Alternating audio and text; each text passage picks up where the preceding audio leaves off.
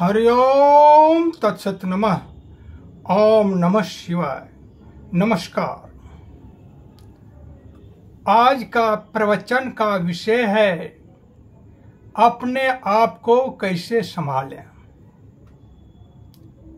जिंदगी जीने में है, टूटिए मत, संभालिए, परिस्थिति से जूझिए, जीत हासिल कीजिए। परिस्थितियां किसे नहीं आती है, यानी सबको आती है। दुनिया में सिर्फ आप ही नहीं हैं, आपके जैसे कईयों हैं जो हौसला बुलंदी के साथ आई कठिनाई बाधा से जूझते हैं, कामयाबी हासिल करता है, करके ही दम लेता है। बुज़दिल आदमी ही हतोत्साह को अपने अंदर पनपने का अवसर देता है। आपको बहुत उदाहरण मिलेगा जिसने एक बार नहीं तब तक परीक्षा देता रहा जब तक उसने सफलता न पा लिया।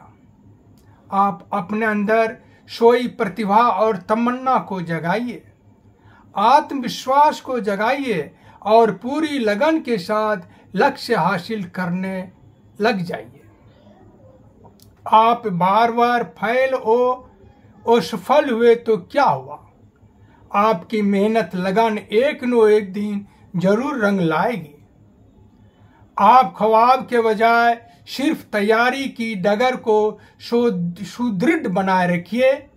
मन में सकारात्मक बातों को लाइए, सोचिए, नकारात्मक बातों को कभी भी मन में उपजने मत दीजिए। लक्ष्य हासिल करना है तो करना है। अपने बलबूते पर ऐसी धारणा बनाए रखिए। आइए एक कहानी सुनाता हूं जीवन की पगडंडी से भटके हुए लड़के की। करीब 5 बजे सुबह की बात है। प्लेटफार्म पर काफी भीड़ थी। अनाउंस हो रहा था कि पश्चिम जाने वाले पैसेंजर गाड़ी प्लेटफार्म 4 नंबर पर आ रही है।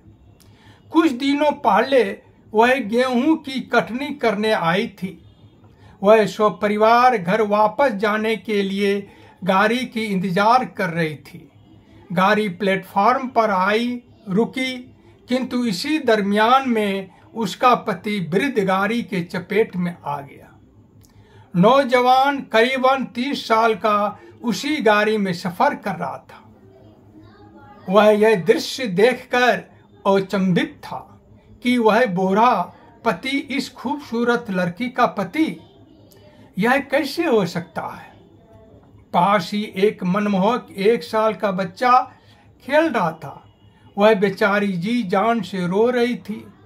उस नौजवान का उसकी हालत देखकर मन पसीज गया। वह उसके पास गया, बच्चा को गोद में उठा लिया और सहानुभूति जताते हुए अपनत्व की भावना से देखा। गाड़ी खुल चुकी थी। नौजवान उस युवती के पास ही बातें करता रह गया। बातों बातों में मालूम हुआ कि उस युवती को अब कोई सहारा नहीं रहा।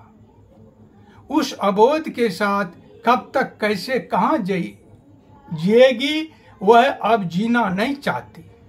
नौजवान ने उसको ढाढ़स दिलाया और कहा, मैं तुम्हारे संग बाकी जिंदगी निभाऊंगा। मैं अब इरादा बदल दिया हूं। अब मुझे तुम्हारे संग ही जीना है। नौजवान ने उस युवती को अपनी आत्महत्या की योजना के बारे में जानकारी दी तो युवती भी उनसे काफी प्रभावित हुई। अब दोनों इस बच्चे के साथ जीने मरने की कसम खा ली थी। नई जिंदगी की शुरुआत हो गई। उस बूढ़े के अंतिम संस्कार किया। वे दोनों तत्काल उसी स्टेशन के अहाते में दुकानदारों से काम की खोज की। 1 सप्ताह तक दुकानदार के पास काम किया। उस दुकानदार ने पास ही रहने के लिए झोपड़ी की व्यवस्था कर दी। वे दोनों प्राणी अपने नन्हे मुन्ने बच्चे के साथ गुजर बसर करने लगा। इसी बीच दूध दही का कारोबारी से संपर्क हुआ। वह उसके साथ साझा काम करना शुरू कर दिया। देखते देखते कुछ ही दिन में उसका अपना कारोबार का विस्तार हुआ। आसपास के शहरों में काफी ग्राहक बन चुका था। अब उसके जीवन में खुशहाल जिंदगी लौट आई थी। एक कुम्हलाई मुरझाई जिंदगी को अपनी सूझबूझ व धैर्यता से पौधा को पेड़ के रूप में बदल चुका था। आपका भी हर मनोवांछित कार्य सफलीभूत हो, इसी कामना के साथ धन्यवाद।